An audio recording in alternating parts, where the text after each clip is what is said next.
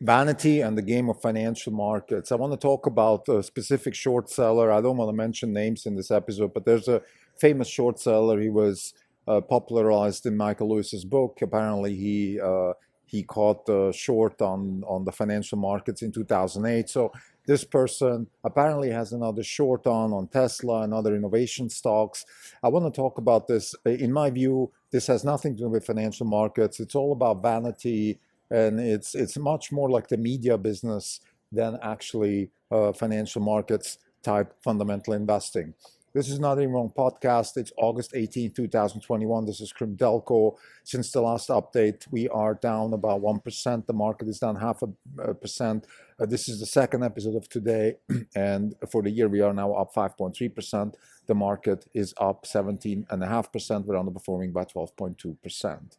So this particular short seller, he was epitomized in the book, The Big Short. He apparently has a short position in Tesla, and that kind of stirred up a lot of controversy, and even Cathie Wood took aim at him and wanted to discuss a couple of things, and that's fine. I think she did right addressing certain issues, but I want to use this episode and be more let's say general about how we feel about these types of things. So when people like this particular person or Jim Chanos, another famous short seller, and there's many others, when they go out and have opinions about stocks, I think there's two fundamental ways to look at this.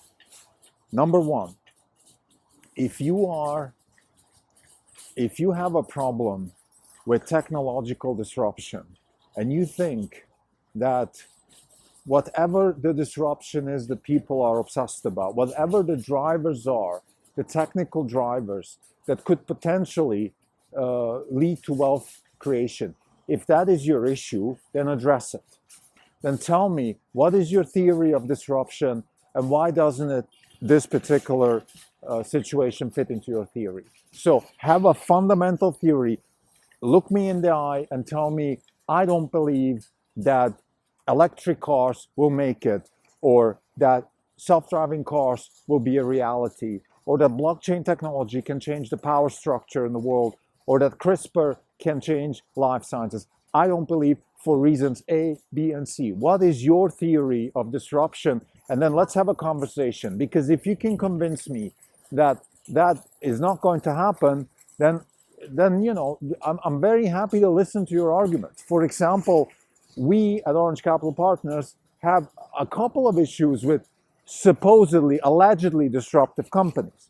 Airbnb, Uber, DoorDash. There's a whole list of companies that we absolutely stay away from. Now, we haven't shorted recently, but it's perfectly fine also to short stocks sometimes. There's nothing wrong with that. The reason we don't believe in these stocks is because they don't fit into our theory of disruption. So we have a particular view on their technology stack, on their approach to technology, etc., etc. And if it doesn't fit us, that's fine. This particular person that I started, this podcast is dedicated to, he apparently caught the short on the financial market, and apparently also the short on the internet bubble. And let's take the internet bubble as an example. The so-called internet bubble of the late 90s. Yes, was there money to be made by shorting stock? Of course. But if you had bought Amazon, Microsoft, Apple, Oracle, Salesforce, you'd be hell of a lot richer today. So that whole bubble thesis didn't work. You would have generated lots of wealth. Why? Because the actual thesis that for some reason that internet or whatever the narrative back then was, that we have a new world, that the world is going to change, it was right. And the laughing stock of the late 90s and early 2000s was Amazon. And look where we are today. So don't tell me you caught the internet bubble, because you were wrong. Now this leads me to the second point. You can be a trader. That's a different proposition. If you tell me that, listen, I am out there looking at stocks, I have a certain algorithm, a certain axe to grind when it comes to overvalued stocks, etc. And I can catch them and I can make money. Well, that's fine. That's great. Well, good for you. There are people out there that do that kind of stuff. And I absolutely don't have an issue with them. As far as we're concerned at Orange Capital Partners, we look at leverage and we just tell ourselves, look, these are the kinds of drawdowns we're happy to entertain.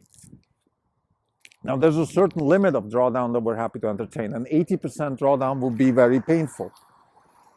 But the fundamental thesis here, what I'm trying to say is that if you have a trading axe, that's fine. But here's the thing. Then come out and be transparent and tell me what you're actually doing. So this particular person, that big short guy that now shorting Tesla, he is not coming out and saying, I have a theory of disruption, and this is why I think disruption will not happen. Or he's saying, I have a trade here. He's just saying, I'm short, and that's it. Now, in reality, he's not even short. He bought puts. Buying puts is like tipping your toes at the Mavericks and then say, I went to the big wave surfing event and I was there at the Mavericks and I actually made my toes wet. Well, yeah, but you see, you have almost no skin in the game. A couple of $1 million, a few 0.5% of your portfolio is at risk. That's nothing.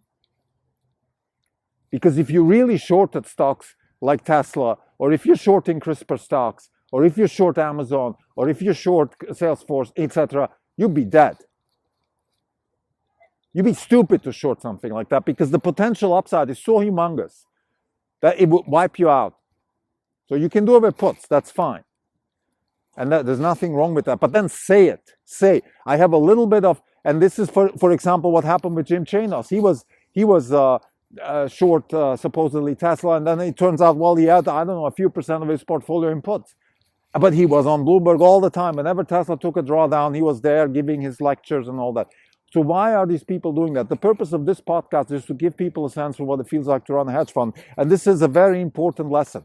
When you run a hedge fund or when you run money and you start listening to the media, and that's fine if you want to do that, but be very careful. There's a lot of charlatans out there, and the charlatans are disguised often in terms of some sort of fundamental smart person that has been right in the past. This is the most dangerous thing. Oh, I've been right on the internet bubble. I've been right on the 2008 crisis, and I'm going to be right on this one.